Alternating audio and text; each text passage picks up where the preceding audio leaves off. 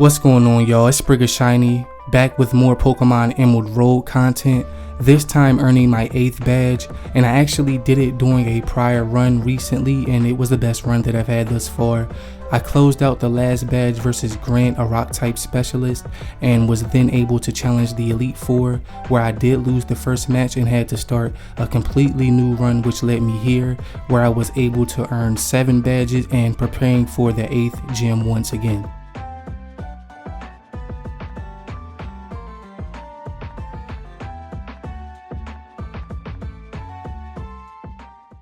Our final gym battle is against Ramos as he starts with Tropius and the battle is underway. With Hydreigon being such a strong dragon type and having a high special attack stat, I equipped it with a Dragon Fang in order to fully utilize Dragon Pulse.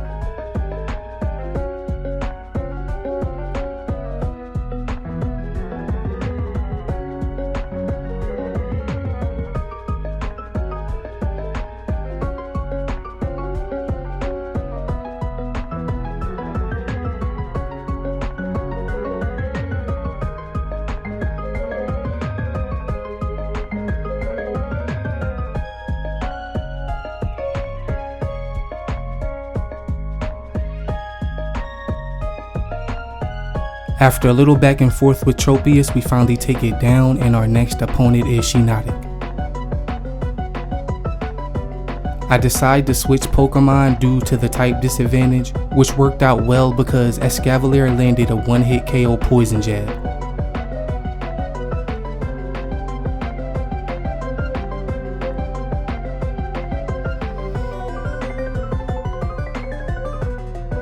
Now our opponent is down 2 Pokemon, and this is where we start to gain momentum.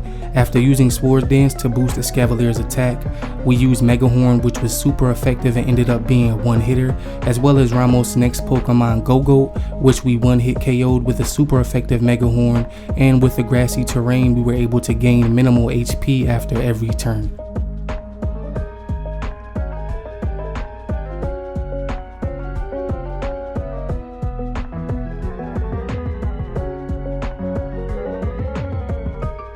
Ludicolo gets off a Hydro Pump, which does a good amount of damage, and we ended up missing our Mega Horn, which probably would have resulted in a one-hit KO, so I started to switch out Pokemon.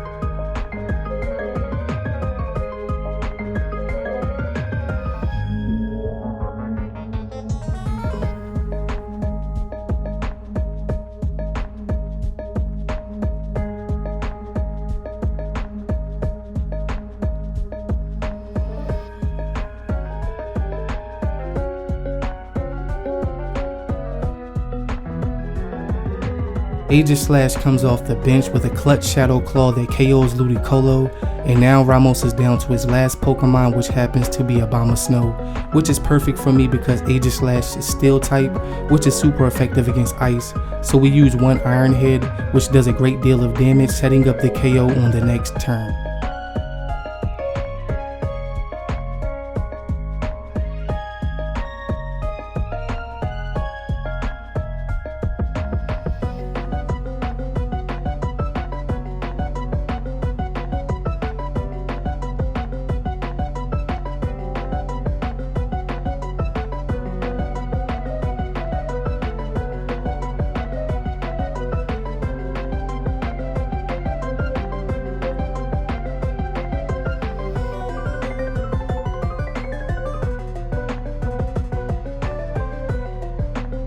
Now we have our 8 badges and can challenge the Elite Four again in hopes of claiming victory and completing my first run in Pokemon Emerald Road.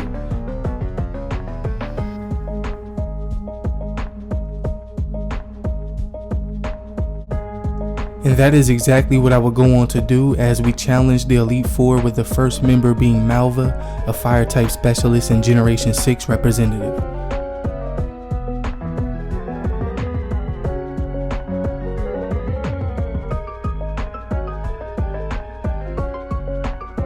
She opens the battle with Chandelure and we start with Hydreigon, giving us an advantage being Dark type versus Ghost type. We use Crunch, which is super effective and leaves Chandelure in critical condition, and Malva decides to use Trick Room, which means that slower Pokemon will now move first for the next few turns. I switch to a Azumarill and we eat a Heat Wave before finishing Chandelure with Aqua Wave.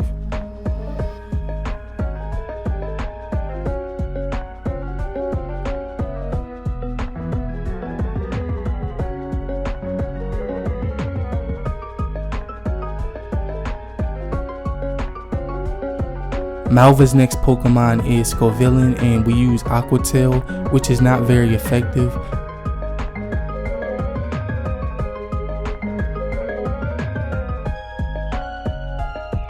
I switch to Escavalier and we eat a Giga Drain. On the next turn, we get a one-hitter super effective Poison Jab.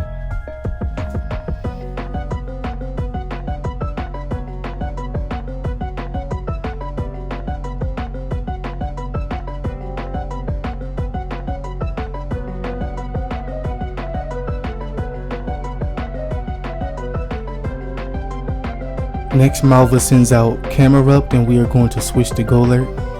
We're going to eat a Flame Charge here. It's not very effective, but Camerupt speed rose and the sunlight is still beaming. We end up using high horsepower and it is super effective and we get the one-hit KO. Next is Darmanitan and we switch to Hydreigon here. Darmanitan is going to use Flare Blitz and it's pretty effective. We're going to use our Dragon Pulse here, which ends up getting the KO on Darmanitan. So we now have 2 Pokemon left to defeat. And Malva uses Tauros here and his Intimidate lowers our attack. But we get a one-hit KO Dragon Pulse. Let's go. Hydreigon having super high attack ends up being useful here. Another Dragon Pulse. Critical condition now for both Pokemon. The sunlight is still strong. And we are going to finish things off here with a Dragon Pulse. And we end up defeating Malva to earn our first Elite Four badge.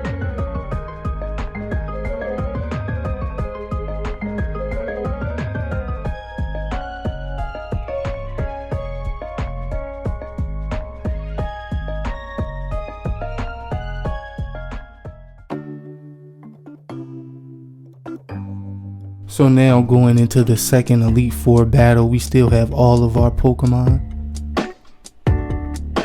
And the second Elite Four member is going to be Wikstrom, another Generation 6 Elite Four representative.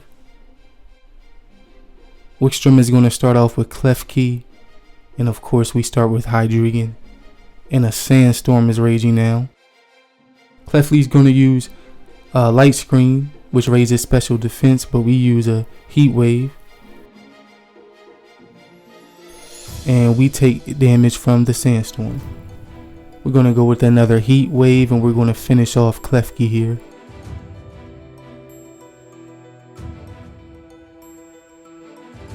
As the sandstorm rages, we take more damage.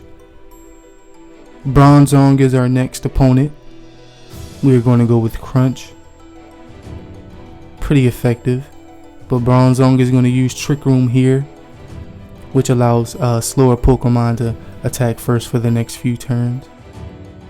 We are going to switch to Golurk here, who shouldn't be taking any damage from the sandstorm. And Bronzong is going to go with the explosion, but it doesn't affect Golurk.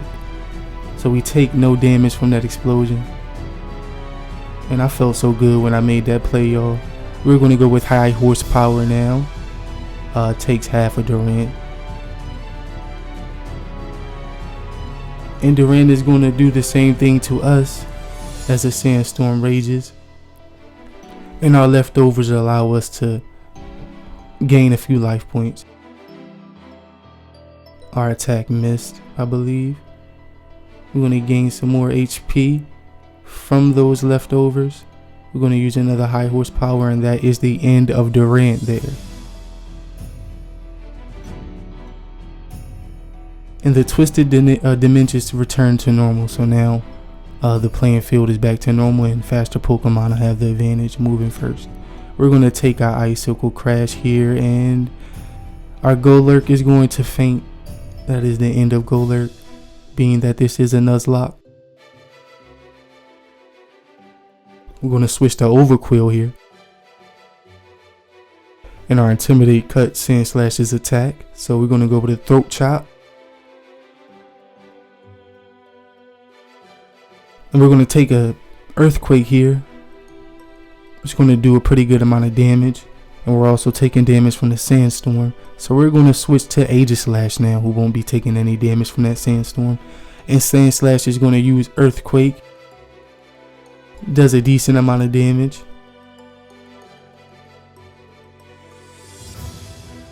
And we return with super effective Iron Head, which is going to put an end to Sandslash.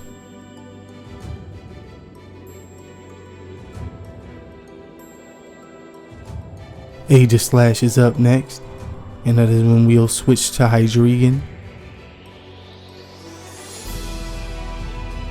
Aegislash uses Shadow Claw here, not very effective, but we are going to take damage from this Sandstorm. We're going to use Heat Wave here, which is super effective and takes down Aegislash.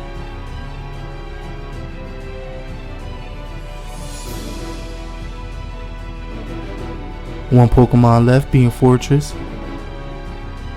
And being that Fortress is 4 times weak to fire, we're going to get a super effective Heat Wave. But being that Fortress has 30, he's going to survive the Heat Wave. And he's going to use Spikes. But we end things off here with a Crunch. And we're going to go on to earn our second Elite Four win against Wickstrom.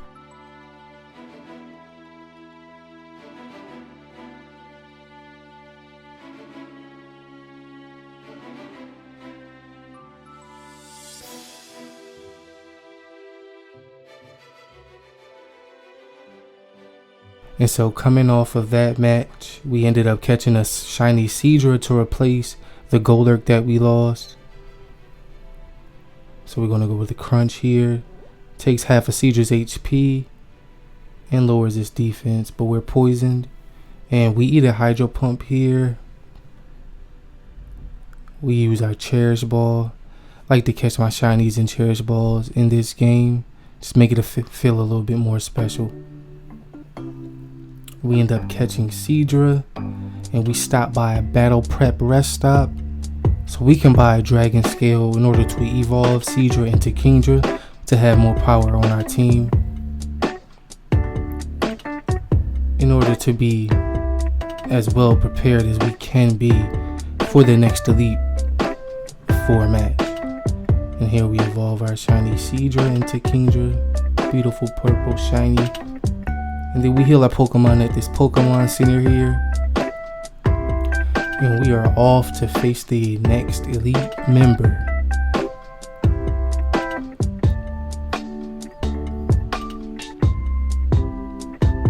And our next opponent happens to be Cybold, a representative of the Generation 6 Elite Four of the Kalos region, and a Water type specialist.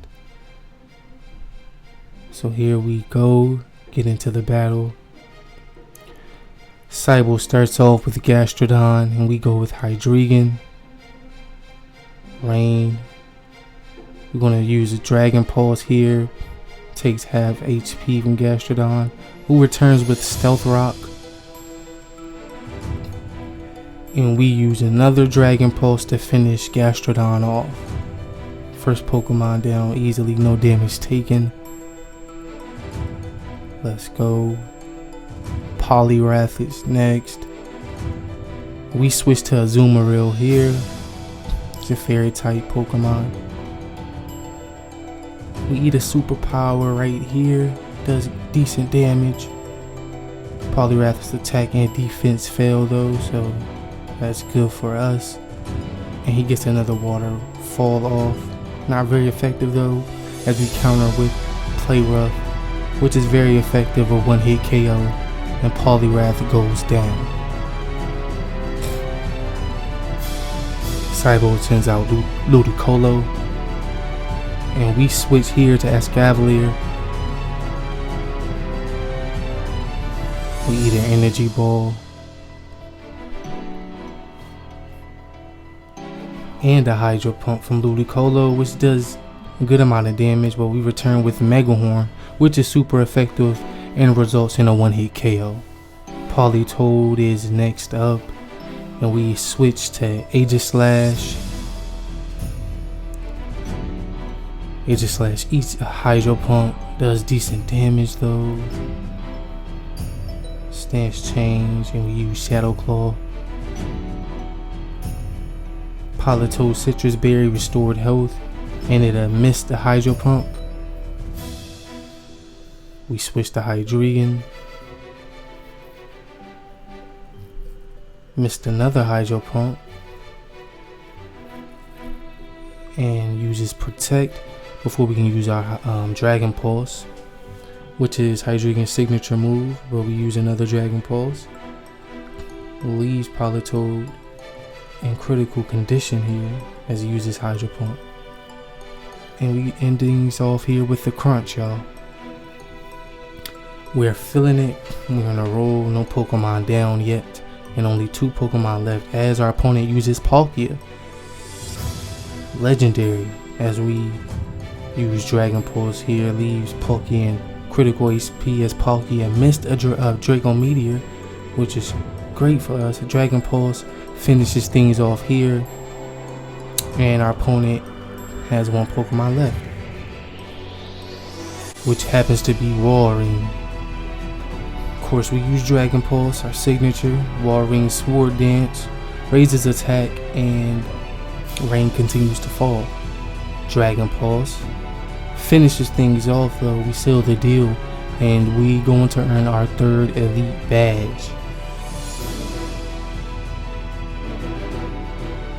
Thank you all for tuning into the challenge thus far. I will be doing the remainder of this challenge in the next video, mainly due to storage on my device. So thank you. You guys are great. Keep shiny hunting, keep the name of Pokemon alive, and until next time, y'all, peace.